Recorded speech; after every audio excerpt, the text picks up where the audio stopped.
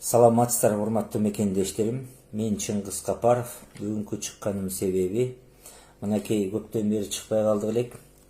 Анын да себептери бар. Бизди дагы кызым калып, ар кандай коркото үркүтүүлөр болуп, керек болсо ошол биз жетектеген партияны дагы бийлик тартып алды. Бүткүлөчтөр саясий партиясын. Аны бир аздан кийин айтып берейин. Азыр ошол мына орун убагында көптөгөн адамдар ооруду. Ошонун баары жакшы болуп кетсин. Кыргызстаныбызда эч ким оорубасынчы, дүйнө жүзүндө жалпы адамдар оорубасын. Сак саламатта болуңуздар, оорубаңыздар, аман болуңуздар. Көз өтүп кеткен мекендештерибизге жаткан жери жайлуу, топурагы торкол, жараткан Аллахым өзү бейиштен, Фирдаустан орун берсин. Туугандарына терең кайгыруу менен көңүл айтам, жалпы кыргыз элиме терең кайгыруу менен көңүл айтам. Биздин мамлекетте азыр абдан оор акыбал, аны да көрүп билип турабыз. Мен да кичине ден соолук начарлап туруп жакшы болуп калдым. Кудайга шүгүр, жакшы бардыгы. Ошон үчүн да чыга албай аттым. Мен элден кечирим сурайм. Анан бүткүл жаштар саясий партиясын болсо бийлик тартып алып койду. Кантип алып койгонун айтып берейин. Биз чыга баштаганда биз аны 2010 түптөгөнбүз. Тыныбек Мейманалиев деген киши менен бирге 2010 24-июнда. Ал киши 2011 партиядан кетип калган. Туура учредитель болчу, тең төрага да болчу. 2011 август айында мага өткөрүп берип кеткен. Анан саясаттан кетип мурунку мугалим, орус тилчи мугалим болчу. Тыныбек Мейманалиев Сагындыкович деген. Өзү таластык киши болот.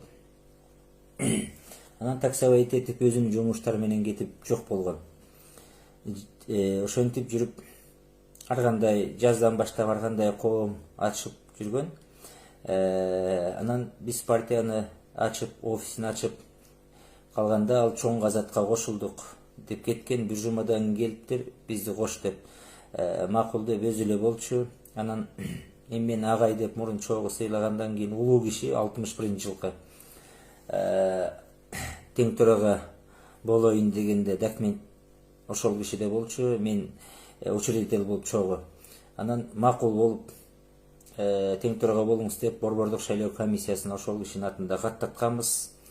Бизге бир 2-3 партия кошулган, Күчтүү Кыргызстан, Таза Кыргызстан деген. Ошол Күчтүү Кыргызстандын балдары менен ал киши сүйлөшкөн, көрсө алар бийликтин партиясы экен. Мурун бул Күчтүү Кыргызстанды мен деле жакшы билчүмесин. Партияны Аида Сайланова жетектеген партия экен. Ал киши жок экен, бирок азыркы төрагалары бирөө Акылбек Жапаровдун бир тууганы, Сурахматовдун өкүлү баласы экен. Андан сырткары Бишкек шаарындагы. Анан ошондо Адлет деген бала, партиянын төрагасы Саламат деген бала экөө. Ахматов Саламат, бул атасы МВДда иштептир мурун. Өзү ошо Акылбек Жапаровдун бир тууган бажасы, Сурахматовдун өкүл баласы Саламат Ахматов деген жигит. Адлет деген жигит болсо мэрияда иштейт экен, жакшы кызматта. Анан 15 миллион сомубуз бар деп мен 1-2 жолу жолуктум. Анан кийин иликтеп чыксам эле жанакындайлар бар экен, Коңгантиевдин баласы да бар экен, жаштар барабыз дегенден эми таза адамдар келсин деп сүйлөшүп жүрүп аткан. Бирок мен 1-2 эле жыйынга баргам. Калганын Тыныбек Мейманалиев гана чуркап жүргөн. Менин атыман СИКТагы борбордук шайлоо комиссиясында кабыл албай койгон. Жаштар партиясын Тыныбек Мейманалиевдин атынан кабыл алган. Көрсө бийликтен эч эле оюн болуп жатыптыр. Себеби мени бийликтин 2 күчтүү партиясы чакырган. Алдыңкы 10-дукка киргизели агит бригадада болуп бер деп. Мен баш тартып койгом. Силер менен бара албайм. Бийликти колдой албайм. Анткени коррупционерлерди каршы мүмкүнчө жерин саткан, элин тентиткен, ошо 30 жылдан бери келаткандарга ондогон завод, фабрикалар талкалган, бүт баарын менчиктештирип алган мамлекет ушундай акыбалга алып келгендер менен эч качан чогуу боло албайбыз. Биз таза барабыз десек, анан айласы кетип жана Күчтүү Кыргызстандын балдарын кошуптур. 6 миллион сомдук жардам беребиз деп. Гум помощь. 6 тыйынын ардын кереги да жок мага деп баш тартып көп болду чыкканыма.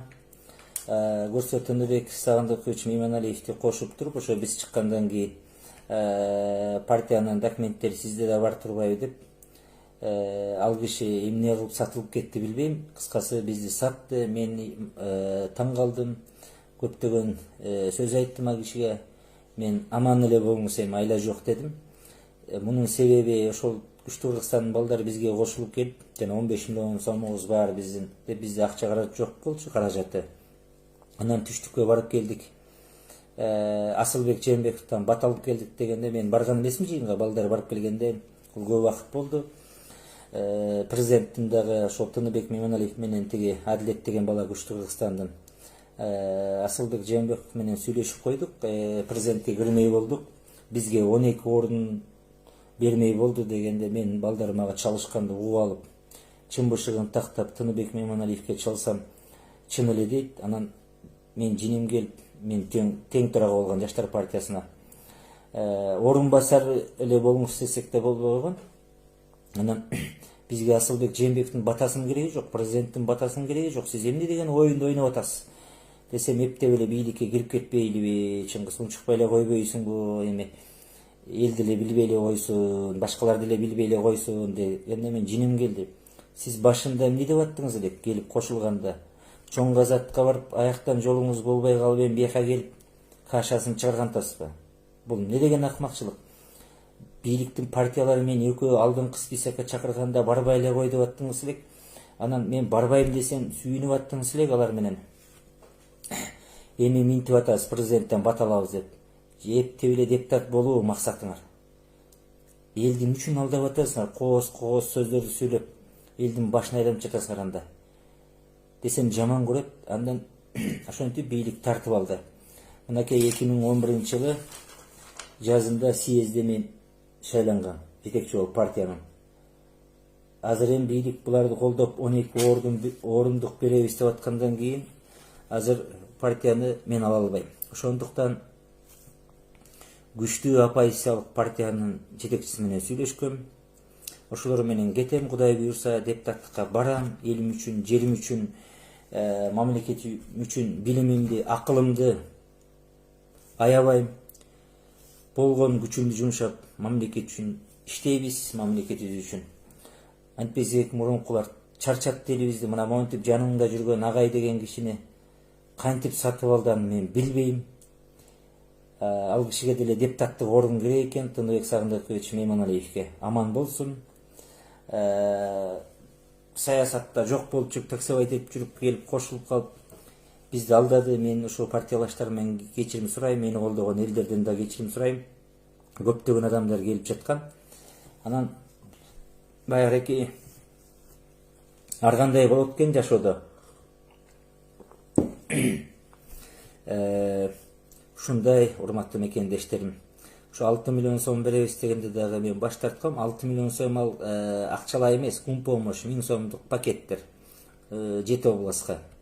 Кимдин пакети, каяктан келген помощь билбей туруп ала беребизби деп Тыныбек Мейманалиевке айткам. Анан ошондон кийин эле баягы чыр чыкты дагы. Мени эптеп бул ачык айтып салат экен деп жооптогонго аракет кылды. Анан мен таң калдым. Партияны 9 жылдан бери мен кармап келатсам, жетектеп, чындыкты айтып келатсак, анан силердин оюңар кандай? Кантип бийликтин партиясы менен эптеп кирип кетебиз кошулуп? Бул не деген акмакчылык? Деп өзүнө дагы Тыныбек Мейманалиевке да айттым, балдар дагы айтты, өзүнүн жанында жүргөн, чогуу жүргөн адам да айткан. Көптөгөн адам уккусу келбеген жаман сөздөрдү укту, бирок ошентсе дагы сатып, азыр бийликтин бир биримдиктин же Кыргызстан партиясы, Мекенин Кыргызстандын Кыргызстан менен биримдик партиясынын бир блогу болуп кетебиз деп турат. 12 орунду алабыз депчи. Мага президенттин батасындагы, Асылбек Жээнбековдун батасындагы же башкасынын батасынын кереги жок. Бизге элибиздин батасы керек. Мен муну Тыныбек Мейманалиевке да айттым, башкасына да айттым. Анан эми ар кандай болот экен жашоодо, ошо колдогондордон кечирим сурайм. Аманчылык болсо элибиз үчүн эч качан ак кызматыбызды аябайбыз. Бул 30 жылдан бери келаткан коррупционерлер менен күрөшөбүз. Анан кантип Акылбек Жапаровдун бажасы менен чогуу аралашышыбыз керек. Же ошол Сурахматовдун өкүл баласы менен, бийликтеги адамдар менен. Кыскасы элим айтарым, бийликтин партияларын колдобогула. Мына Биримдик партиясы, Мекеним Кыргызстан, Кыргызстан партиясы. Эми дагы 2 партия бар. Бирөө ошол мен мурун жетектеп турган Бүткүл жаштар саясий партиясы болчу. Bir 10-15 күн болду чыгып кеткениме. Баш тартып, көптөгөн адамдар чыгып кетти мен менен чогуу. Аларга чоң рахматымды айтам, ыраазычылыгымды билдирем. Себеп эч качан бийликти колдобойбуз. Анткени бийлик 6,5 миллиарддан ашык акча келди. Ал кайда? Бир гана министр, саламат сактоо министри мурунку Космос Чолпонбаевди жоопко тартып атат, тартылсын туура. Бирок эмне үчүн мурунку премьер-министр жооп бербейт? Мына ошол Кубанычбек Жумалиев дейбизби, Акылбек Жапаров дейбизби, башкабы булар үчүн жооп бербейт? Таң каласың. Азыр уялбай этпей эле ошол жерлерди саткандар, заводдор талкалагандар, элдин канын соргондор, сыртта мигрант болуп жүргөн, ушул мамлекет ушул акыбалга алып келгендер, ошо мигрант болуп жыргагандан кетти элибиз тинтип. Мына ушулардын айынан кеткен, уялбай азыр шайлоого аттанып баратышат. Эми Кудай буйрса алдыда көптөгөн нерселер бар. Биз ачык айтып турабыз, эч нерседен коркпойм. Мага дагы кыйноо, кыстоо болду, коркут үркүтүү болду. Мен силерден коркпойм. Адам дүйнөгө бир эле жаралат, бир эле көзөтөт. Анан ал кандай болуп өтөбүз, ал бир Кудайдын колунда, силердин колуңарда эмес. Мен президент мырзага да кайрылат элем. Сиз билесизби, билбейсизби билбейм, президент мырза. Антип айланаңыздагылар же өзүңүзбү билбейм, антип таза адамдарды чачыратканга аракет кылбаңыздар. Эгер бийликти колдогон партиялар өтсө, мунун аягы жакшылыкка алып келбейт. Аны бөлкүңүздө көрүңүз, президент мырза. Себеби эл абдан кыйналып турат. Азыр коррупция эле келсе, анда өзүңүз кыйналып каласыз, өзүңүзгө жаман болот. Ошондуктан Биримдик партиясын, Мекеним Кыргызстан, Кыргызстан партиясын жана мен жетектеп жүргөн мурунку жаштар партиясын дагы алып барам деп атабыз. Мына ошол сизге бата алабыз деп келгенде мен айткам, Тыныбек Мемоналиев жана башкаларга. Бизге элдин батасы керек, силердин батаңар кереги жок. Президенттин дагы, бир тууганын дагы, Матраимовдун дагы, башкасынын дагы, Шакиндин дагы. Ошо Шаршанбек Абдыкеримов мынакей ошол Кыргызстан партиясынын балдарына чалып, биздики Биримдикке чалып, СИКТен каттатып коюңуз Тыныбек Мемоналиевдин атынан деп жаштар партиясын каттатып турсуздар. Аны балдар айтып келди. Ал көрсө ал жерде Шакиндин өкүлү баласы Шайдулда Бекованын борбор шайлоо комиссиясында мурун жогорку кеңешке кандидат болчу. Шаршанбек Абдыкеримовдун өкүлү баласы, азыр Кыргызстан партиясынын жетекчиси. Өкүл баласы ошол жерде Шайдулда Бекованын замы орун басар экен. Акыл Бешимов деген. Жетишет го, урматтуу президент. Эмнени сиз карап жатасыз? Алмаз Батырбековду алып барып вице кылып койду. Булардын бир гана максаты бар. Кантип депутат болобуз, кантип элди дагы тонойбуз, мамлекетти дагы мындан артык кайга алып барасыңар, жок кыласыңар ала. Саясатчы келерки шайлоону ойлойт экен. Мекенчил адам мамлекетти ойлойт экен. Мен айтар элем жалпы элге, келеле биригеле. Быйыл алданбайлы. 1000 сомго, 5000 сомго же жана башкага чыныгы эл деп күйсөк, ушуларды шайлабагыла. Себеп арттагы балдар, урпактар кечирбейт бизди. Эч качан. Мурункуларды эч качан кечирбейт. Бизди да кечирбейт. Жаштар ойлонолу. Бир арзыбаган оокатка, дүйнөгө көрө оокатка алданбагыла. Кайдыгер болбоңуздар. Биз көптөп чыгып, көп чыгып турабыз, Кудайым буйрса. Корко турган эч нерсебиз жок. Коркпойбуз дагы. Көзүбүз тирүү турганда бийлик менен, элди тоногондор менен дайым күрөш өтөбүз. Чындык тарапта болобуз. Өмүрүм өткөнчө күрөшөм ушул элди тоногондор менен. Аман болсок, элибизде тынччылык болсун, токчулук болсун, молчулук болсун, аманчылык болсун.